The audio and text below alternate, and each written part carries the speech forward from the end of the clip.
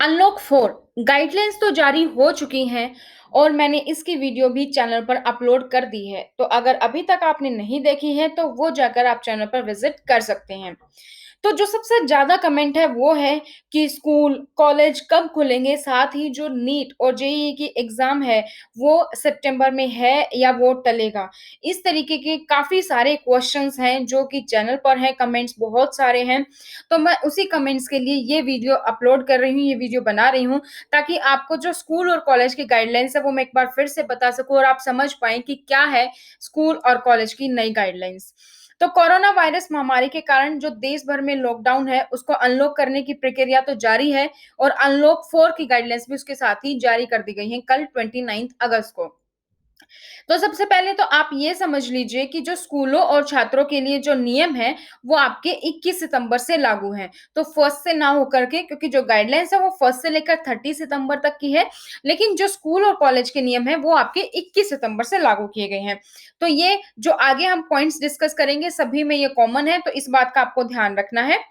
राज्य और केंद्र शासित प्रदेश, चाहे आप किसी स्टेट से हैं, चाहे आप किसी यूटी से हैं, 50% तक आपका शिक्षण या गैर शिक्षण यानी कि टीचिंग और नॉन टीचिंग स्टाफ को आप ऑनलाइन टीचिंग के लिए, टेली काउंसलिंग के लिए या उससे संबंधित कार्यों के लिए एक समय में स्कूल में बुला सकते हैं।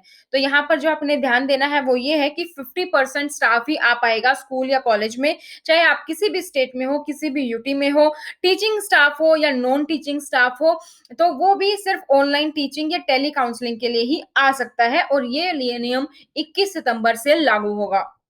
दूसरा पॉइंट क्या दिया गया है गाइडलाइंस में कि जो कंटेनमेंट जोन से बाहर आने वाले स्कूल हैं, उनमें शिक्षकों से गाइडलाइंस के लिए 9वीं से 12वीं तक के छात्रों को स्कूल में आने की अनुमति दी जा सकती है। तो क्लास 9 से लेकर क्लास 12 तक के स्टूडेंट स्कूल में आ सकते हैं, पढ़ने के लिए नहीं, बल्कि सिर्फ गाइडलाइंस लेने के लिए, कुछ सलाह-मशवरा करने के लिए, कुछ उनके डाउट्स हैं वो पूछने के लिए, वो स्कूल्स में आ सकते हैं। लेकिन इस बात का भी आपको ध्यान रखना है कि आपका एरिया कंटेनमेंट ज़ोन से बाहर होना चाहिए, आपका एरिया कंटेनमेंट ज़ोन ना हो। लेकिन उसके लिए भी आपको अपने माता-पिता या अभिभावक यानी आपके पेरेंट्स या गार्जियन की लिखित सहमति होना ज़रूरी है। ये बात आपको ध्यान रखनी है। जब आपके पेरेंट्स और गार्जियन आपको परमिशन देंगे तभी आप स्कूल में जा सकते हैं 9 टू 12 तक के स्टूडेंट सिर्फ।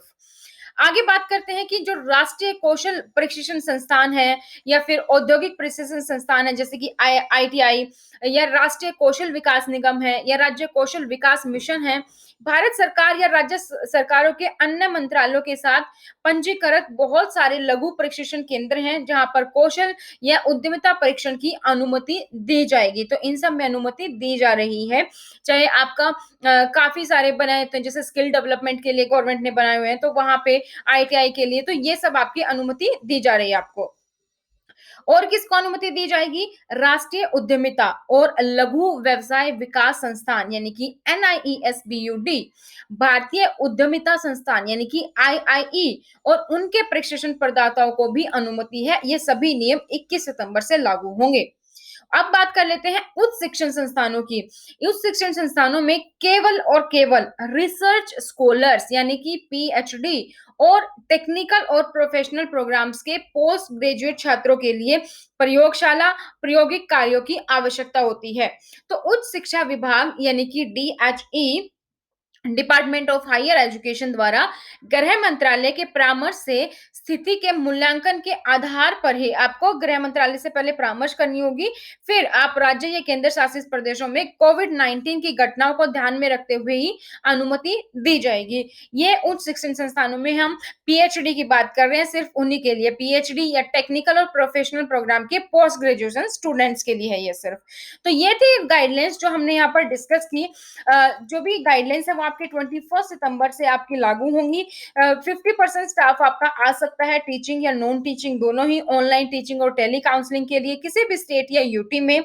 उसके साथ ही अगर आप कंटेनमेंट जोन से बाहर हैं, 9वीं से 12वीं कक्षा के छात्र जा सकते हैं स्कूल में सिर्फ गाइडलाइंस के लिए, वो भी माता-पिता और अभिभावक की लिखित सहमति के बाद। आपके काफ़ी सारे गवर्नमेंट भारत सरकार या राज्य सरकार द्वारा काफ़ी सारे निगम से काफ़ी सारे मिशंस हैं, जो चलाए जाते हैं कौशल और उद्यमिता प्रशिक्षण के लिए, उनको अनुमति दी गई है।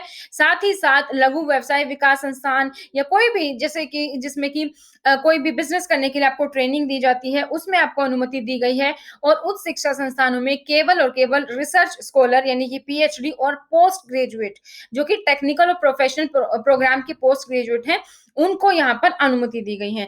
तो ये सभी नियम आपको ध्यान रखने की 21 सितंबर से लागू होंगे। ये अनलॉक 4 की गाइडलाइंस है 1 सितंबर से 30 सितंबर। इसके बाद कोई गाइडलाइंस आएगी तो वो भी मैं आपको बता दूँगी यहाँ पर।